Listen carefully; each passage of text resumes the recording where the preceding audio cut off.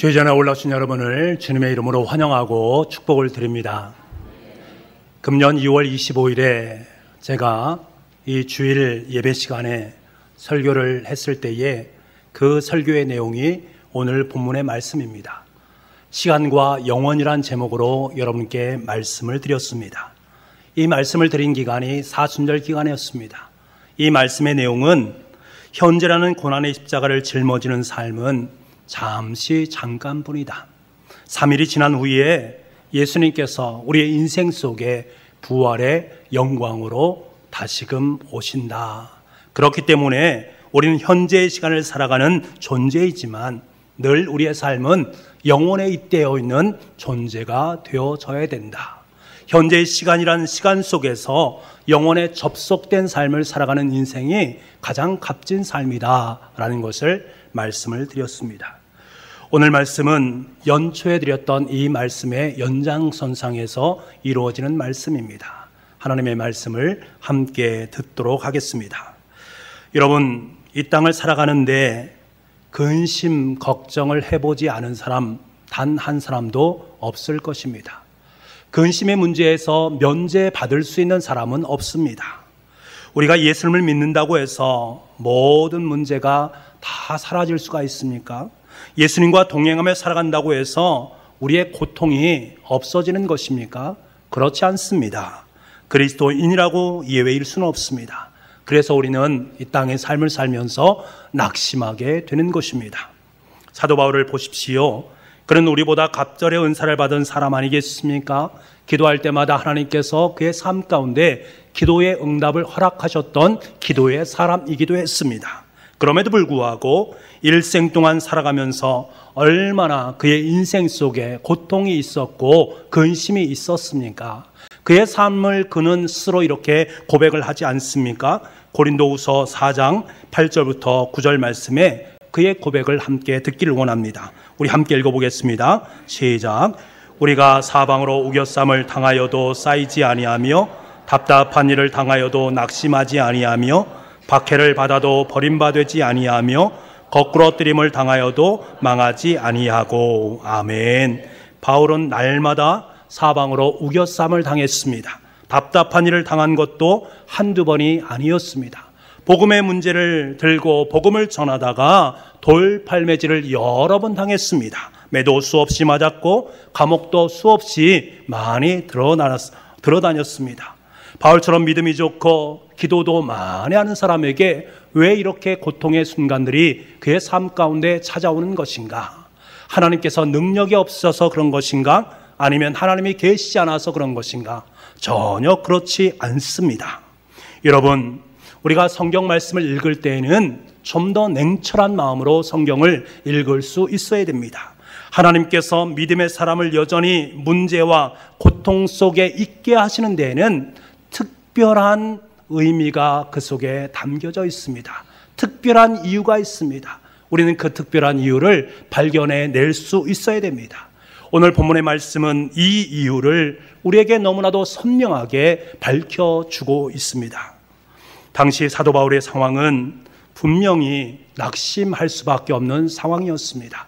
그럼에도 불구하고 사도 바울은 나는 전혀 낙심하지 않는다. 너희 또한 그렇게 낙심하지 말아야 된다라는 것을 분명히 하면서 그 이유에 대해서 말씀을 하고 있습니다. 그 첫 번째 이유가 무엇입니까? 오늘 말씀 16절 말씀입니다. 우리 16절 말씀을 함께 읽어보도록 하겠습니다. 16절입니다. 시작. 우리가 낙심하지 아니하노니 우리의 겉사람은 낡아지나 우리의 속사람은 날로 새로워지도다. 아멘. 바울은 겉사람은 낡아진다라고 말하고 있습니다. 개역 성경에서는 이를 후패하다라는 말을 사용합니다. 후패한다라는 것은 점점 시들어간다라는 거예요. 여러분, 우리의 몸이 젊었을 때는 아름답지 않습니까? 윤기가 좔좔 흐르지 않습니까? 하지만 나이가 들면 우리의 삶의 모습, 우리의 이 육신은 시들어가기 마련입니다. 고린도후서를 기록할 당시에 바울은 아마 40대 후반에서 50대 초반에 해당되는 사람입니다. 40대 말에 들어서게 되면 사람들이 이제 내가 나이를 먹고 있구나라는 것을 느낀다라고 합니다. 아무리 안 그런 척해도 인간은 자신이 늙어지고 있다는 것을 느낄 수밖에 없는 존재라는 것입니다. 나이 드는 것, 그것을 좋아할 사람은 과연 누가 있겠습니까? 나이가 드는 것 모두가 서운한 마음을 품을 수밖에 없습니다. 여러분, 우리의 겉사람은 반드시 후패하게 되어 있습니다. 저의 인생도 그렇고요, 저와 여러분의 삶도 마찬가지로 시간이 지나면 나이가 들어지고 늙어지게 되어 있습니다. 그런데 문제는 이 겉사람이 낡아지는 것에 대해서 대부분의 사람들은 낙심하고 좌절한다라는 사실입니다. 제가 어제 우리 전사님들과 함께 이야기를 나눴습니다. 차를 마시면서 이야기를 나누면서 제가 이런 말씀을 했습니다. 이런 말을 했습니다. 참 후회가 된다. 제가 전사님들 나이 때에 좀 더 사역에 열심히 최선을 다했다면 지금보다 더 멋진 사역을 감당할 터인데, 지금 전사님들 시절에 돌아간다면 더 열심히 목회 사역에 애쓰고 수고할 텐데 그때는 그것을 잘 몰랐다 하는 아쉬움을 우리 전사님들에게 토로하면서 지금 열심히 최선을 다해서 하나님의 사역을 감당하라 라고 함께 조언을 해드렸습니다. 불현듯 저의 마음속에 그러한 것들이 든 거지요. 내가 이제 나도 나이를 들어가고 있구나. 우리 자녀들의 모습을 보면서 가끔 저의 어깨가 무거워진다라는 생각을 지울 수가 없습니다. 저도 겉사람이 늙어지는 것을 안타깝게 여기고 때로는 그것이 마음속에 슬픔으로 작용할 때도 있습니다. 어디 저만 그러겠습니까? 여러분도 마찬가지의 모습 아니겠습니까? 하지만 사도 바울은 오늘 말씀을 통해서 우리에게 말합니다. 전혀 낙심하지 마라. 낙심할 필요가 없다. 왜냐하면 우리의 겉사람은 후패할지라도 속사람은 날마다 새롭게 변화되기 때문에 그렇다. 다시 말해서 나이가 들어가면서 우리의 영적인 자아가 날마다 새로워지기 때문에 겉사람 모습 때문에 낙심하지 말아라 라고 말씀하고 있습니다. 여러분, 우리 안에 심겨진 영원한 생명의 씨앗은 시간이 지나면 지날수록 더욱더 왕성하게 자라납니다. 나이가 지극한 많은 분들이 신앙이 참으로 좋은 모습을 보일 수 있는 것은 그의 생명의 씨앗이 그의 삶 속에서 자라났기 때문에 그렇습니다. 젊은 사람들은 신앙의 연륜이 짧기 때문에 안정성이 없을 때가 참 많이 있습니다. 반면에 나이가 들면 들수록 신앙의 털을 굳게 잡고 뿌리를 깊이 내려서 속사람이 굳건하게 서 있는 모습들을 종종 볼 때가 있습니다. 여러분, 속사람이 이처럼 풍성한 영적인 은혜를 누리면서 살아갈 수 있다면 겉사람이 조금 쇠한다 할지라도 그것이 무슨 큰 일이 될 수 있겠습니까? 겉사람의 아름다움이 잃어갈수록 속사람은 날로 더욱더 새롭게 되어진다라는 이 사실 앞에서 우리는 하나님 앞에 위로를 받을 수 있습니다. 나의 겉모습은 좀 더 바라보기에 아름답지 않은 모습으로 자라갈 수 있지만 내 속은 더욱더 강건한 모습으로 아름답게 설 수 있다라는 이 사실, 얼마나 큰 위로와 소망이 되는지는 모릅니다. 저는 시골 출신입니다. 시골에서 자랐기 때문에 소나무의 특성을 잘 알고 있습니다. 소나무는 큰 나무가 되기 전에는 껍질이 얼마나 반질반질하고 윤기가 흐르는지 모릅니다. 보기가 너무나 좋습니다. 하지만 그것이 크게 자랄수록 껍질이 벗겨지고 쪼개어지면서 진이 밖으로 흘러나오게 되지 않습니까? 그러므로 말미암아서 소나무의 모습이 너무나도 흉측하게 변하는 모습을 보게 됩니다. 여러분, 여기에 진리가 있습니다. 어린 소나무는 겉이 반들반들하고 아름답게 보일 수 있겠습니다만 그 속을 들여다보면 너무나도 연약하다라는 것입니다. 그러니까 미려한 껍데기가 그것을 감싸는 것입니다. 사람도 마찬가지입니다. 겉이 아름답고 활기가 넘치는 것처럼 보이는 사람이 속사람이 약할 때가 많이 있습니다. 화려하게 치장된 모습 속에 감추어진 여리고 여린 인생의 연약함을 발견할 때가 참 많이 있습니다. 여러분, 그렇기 때문에 겉사람 때문에 너무나도 마음이 아픔을 또한 걱정을 하지 않으셔도 됩니다. 중요한 것은 주님께서 늘 우리에게 말씀하지 않습니까? 겉사람이 중요한 것이 아니라 너의 속사람이 중요한 것이다. 너의 겉모습이 중요한 것이 아니라 내 마음이 중요하다라는 말씀을 하나님께서 우리에게 계속해서 들려주고 있지 않습니까? 여러분, 겉모습이 중요한 것이 아니라 나의 속사람, 나의 속마음이 더욱더 귀하다라는 사실을 꼭 기억할 수 있기를 원합니다. 예전에 저는 저희 얼굴 때문에 속상한 적이 참 많이 있었습니다. 고등학교 때부터 제가 들었던 말이 있는데 얼굴이 참 조숙해 보인다라는 말입니다. 말이 좋아서 그렇지 나이가 많이 늙었다, 얼굴이 많이 나이 들어 보인다라는 말이 아니겠습니까? 그래서 이 조숙하다라는 말이 저는 참 별로 제 마음속에 그렇게 크게 기쁘게 다가오지가 않았습니다. 참 듣기 싫었습니다. 하지만 목회를 하면서 이 말의 의미가, 이 뜻이 저에게 참으로 유익되다라는 것을 알게 되었습니다. 제가 전도사 시절에 나이가 좀 많이 들어 보이기 때문에 선생님들이 저에게 함부로 하지 못하는 것을 제가 경험하게 되었습니다. 제가 나이가 들은 것처럼 보였기 때문에 저에게 함부로 와서 이렇게 함부로 말을 하거나 저를 함부로 대하지 않는 것을 제가 보게 되었습니다. 얼마나 감사했는지 모르겠습니다. 여러분, 이제 이 문제 저에게는 그렇게 중요한 하등의 이유가 되지 않습니다. 겉모습이 그런 것, 그게 중요한 것이 아니라 제 속사람이 중요하다라는 사실을 알기 때문에 그렇습니다. 속사람을 아름답게 가꾸는 것이 우리 그리스도인들에게 있어서 가장 중요하다라는 사실을 제가 알기 때문에 그렇습니다. 여러분, 소나무는요, 나이가 들면 속이 알차게 되어 있습니다.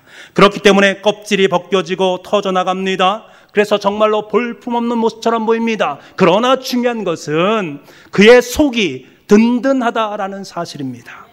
마찬가지로 우리가 나이를 먹을수록 겉사람은 좀 나가질지 모르지만 속사람은 믿음과 더불어서 튼튼하게 되어져야 됩니다. 그러므로 우리는 겉사람이 후패하다는 사실, 이것이 우리의 삶 가운데 도리어 기쁨이 되고 감사가 될 수 있기를 간절히 소망합니다.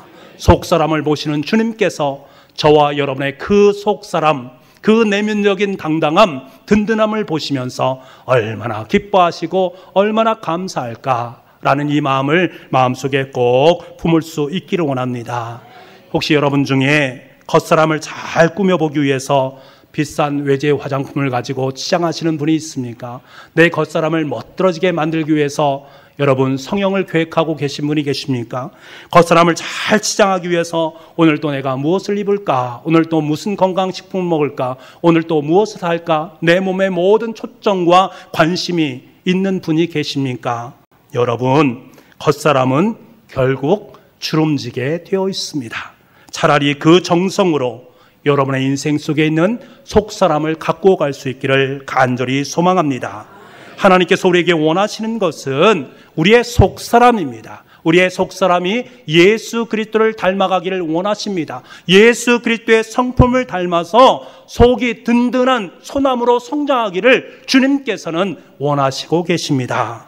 그래서 저와 여러분이 큰 낙심이 엄습해 오더라도 당당하게 그 낙심과 맞설 수 있는 내면적인 든든함을 허락해 주실 줄 믿습니다.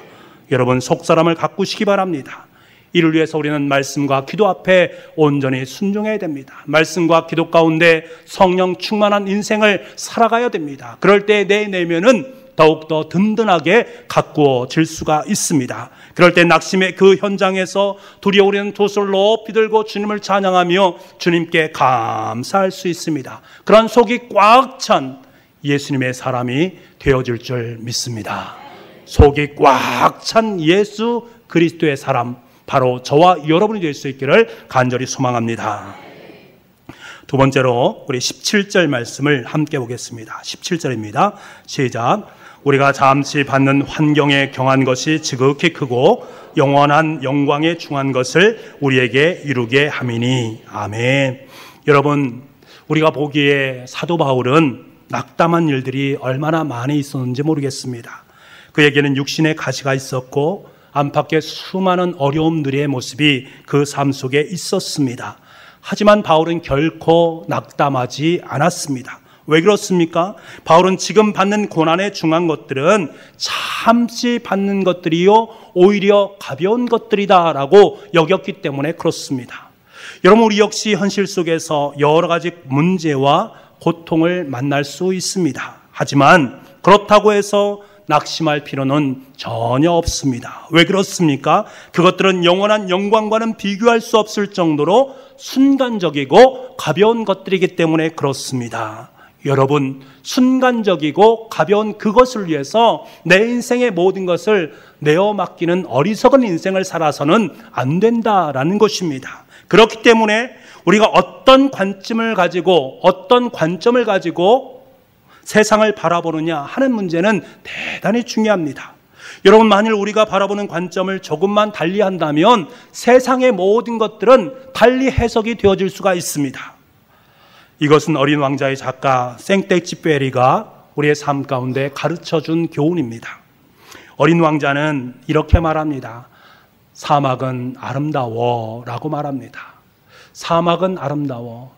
여러분, 사막이 아름답습니까? 사막은 아름다운 곳이 아니라 참으로 위험한 곳입니다. 황량함과 삭막함과 건조함과 목마름을 품고 있는 곳이기 때문에 안전하기보다 참으로 위험스러운 곳이고 아름답지 못한 곳이 사막입니다. 하지만 어린 왕자의 계속되는 말 속에 담겨져 있는 아름다운 고백을 들어보시길 바랍니다. 사막이 아름다운 건 그 어디엔가 샘이 숨어 있어서 그래. 사막이 아름다운 건 그 어딘가에 샘이 숨겨져 있기 때문에. 여러분, 사막이 아름다운 이유는 그 사막 속에 샘을 품고 있기 때문에 그렇습니다. 그렇습니다. 사막이라는 현상을 바라보면 낙심할 수밖에 없습니다. 내 인생의 사막의 광야의 길이라면 낙심하고 좌절할 수밖에 없지 않겠습니까? 하지만 그 사막 속에 담겨져 있는 샘을 발견할 수 있는 영적인 눈을 뜨는 사람은 도리어 그 사막은 아름답게 느껴질 수 있다라는 것입니다. 더 이상 사막은 낙심의 대상이 아니라 희망과 소망의 장소로 변하는 것입니다. 여러분, 하나님이나 내세의 소망이 없이 이 세상의 문제를 바라보게 된다면 우리는 사막처럼 어려움의 모습으로 세상을 바라볼 수밖에 없습니다. 하지만 주님의 관점으로 세상의 문제를 바라보면 그 속에 품겨져 있는 생수를 만나게 됨으로 말미암아 우리의 인생의 기쁨의 출발점이 바로 그곳이 되어지는 것입니다. 우리는 그리스도인 아니겠습니까? 우리가 그리스도인이라고 말할 수 있는 근거는 무엇입니까?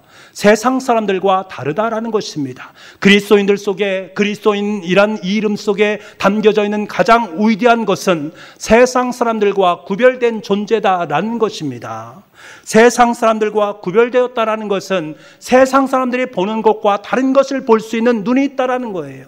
세상 사람들은 사막을 바라보지만 우리는 사막 속에 담겨져 있는 영원한 하나님의 생수를 발견할 수 있는 은혜의 눈이 우리 가운데 있다라는 것입니다. 관점이 다른 것입니다. 여러분, 그 관점의 중심에 무엇이 있습니까? 바로 하나님입니다. 주님을 통해서 발견한 영원한 천국입니다. 보이지 않는 영원한 천국이 우리의 생각의 배후를 좌지우지하게 되어 있습니다. 이 영원한 영광을 배경으로 현실을 바라보기 때문에 문제를 바라보는 관점이 이 세상 사람들과 전혀 다른 것입니다. 우리의 관심은 현실의 것이 아니라 주님과 함께 누릴 영원한 영광에 있는 줄 믿습니다. 사도 바울은 우리가 당하는 고난을 무슨 관점에서 바라봐야 되는가라는 사실을 너무나도 분명하고 극명하고 명료하게 우리에게 말씀해 주고 있습니다. 로마서 8장 17절 말씀입니다. 로마서 8장 17절 말씀 우리 함께 읽어보겠습니다. 시작. 자녀이면 또한 상속자 곧 하나님의 상속자요 그리스도와 함께한 상속자니 우리가 그와 함께 영광을 받기 위하여 고난도 함께 받아야 할 것이니라. 아멘. 우리가 그와 함께 영광을 받기 위해서 고난도 함께 받아야 될 것이다. 여기서 강조점이 어디에 있습니까? 고난에 있는 것이 아닙니다. 하나님의 영광에 있다라는 사실입니다. 사랑하는 여러분, 하나님께서는 지혜로운 신분이고 완전한 분 아니십니까? 필요하다고 판단하실 때에 우리가 겪는 고통의 문제, 이 고난의 문제, 이 삶의 문제 전부 제거시켜 놓지 않으시고 때로는 우리의 삶 속에 일부분을 남겨놓으시는 분이십니다. 몇 년 동안 어떤 문제를 놓고 기도해도 안 들어주시는 경우가 있습니다. 예수님을 잘 믿는데 여전히 내 삶 속에 가난이 싹트고 있는 것을 봅니다. 믿음으로 최선을 다했는데 사업에 실패하는 경우도 있습니다. 아무리 하나님 앞에 매달려도 못 들으신 것처럼 아무런 말씀이 없을 경우도 우리의 삶 속에 있습니다. 그럴 때 우리는 이렇게 불평을 토로합니다. 하나님, 왜 나에게 이러한 고난의 문제, 고통의 문제를 허락해 주셔서 이것을 떠나지 않고 내 삶 속에 계속적으로 이것이 이어지는 것입니까? 내 믿음이 적은 것입니까? 하나님께 정말 계시지 않기 때문에 이러한 일이 내 삶 속에 펼쳐지는 것입니까? 여러분, 내 믿음의 문제도 아니요, 하나님께서 안 계신 것도 아닙니다. 하나님께서 우리에게 문제와 고통을 남겨두시는 것은 우리의 눈을 영원한 영광으로 돌리시기 위함입니다.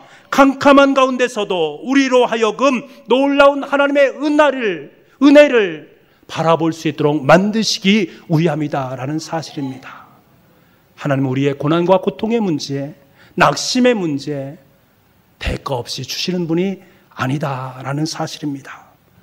전광 목사님이 쓰신 평생 감사라는 책을 읽으면서 너무나 큰 감동이 되었습니다.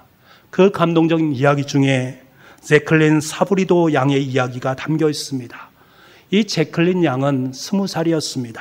미모의 대학생으로 생일 파티를 마치고 친구들과 함께 승용차를 타고 귀가하는 도중에 술에 만취된 청년으로 말미암아서 사고를 나게 됩니다. 큰 대형 사고가 났습니다.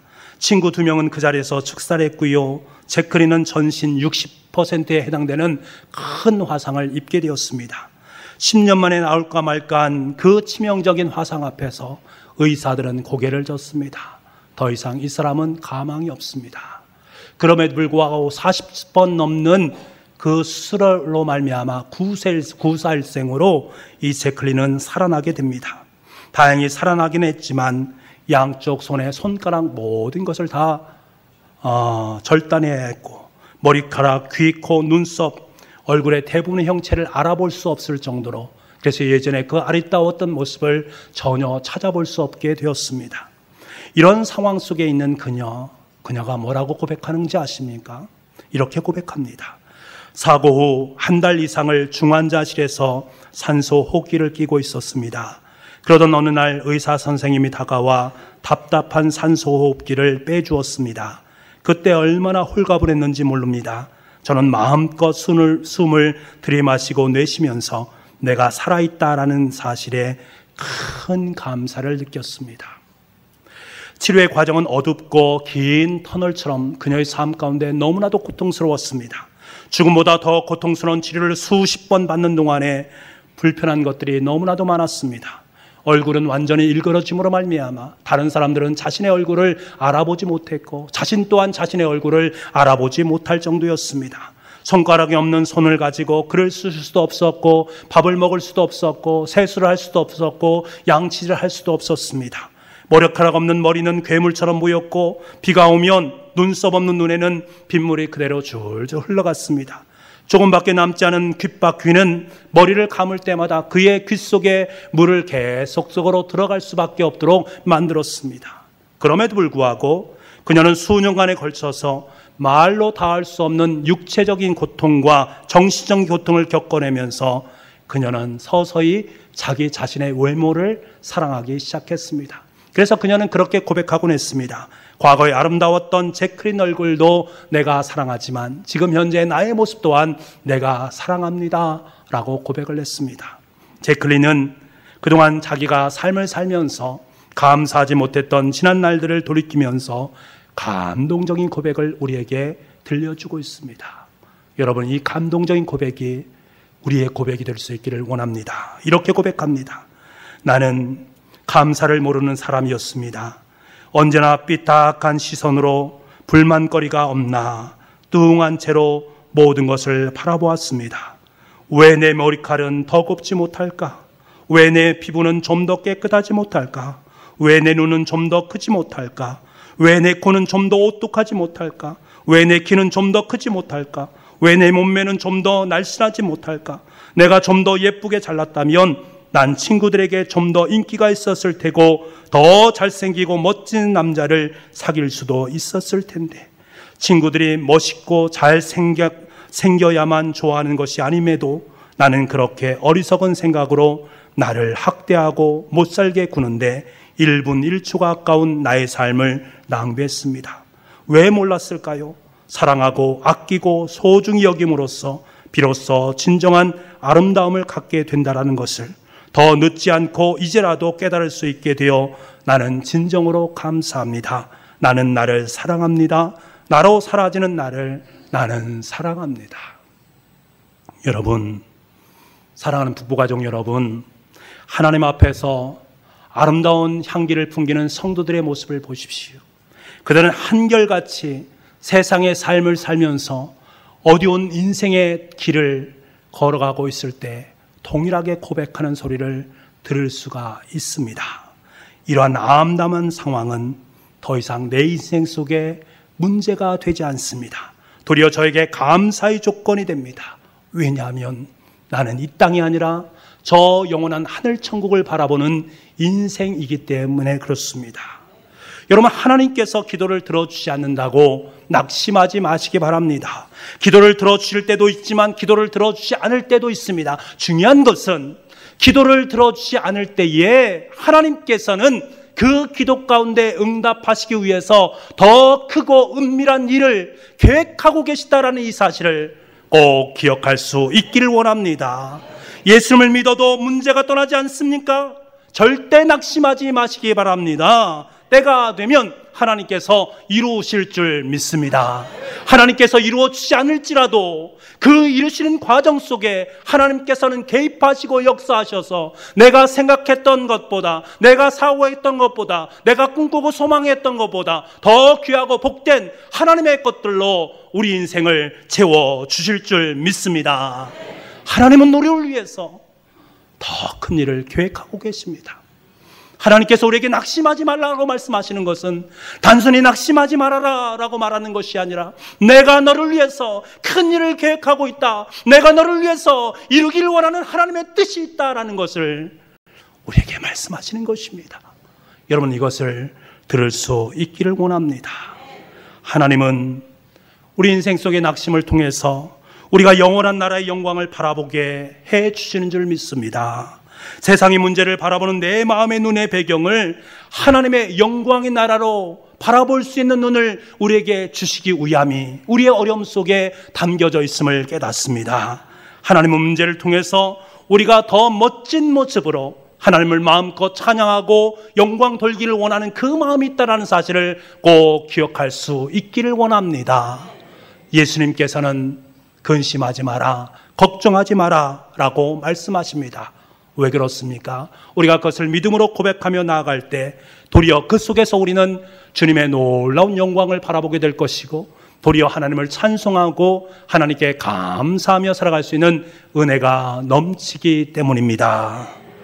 여러분, 그러한 인생을 살아감으로 말미암아 하나님의 영광 때문에 기쁨이 가득 찬 귀한 생이 될 수 있기를 간절히 소망합니다. 마지막으로 18절 말씀을 우리 함께 보도록 하겠습니다. 18절 말씀입니다. 시작.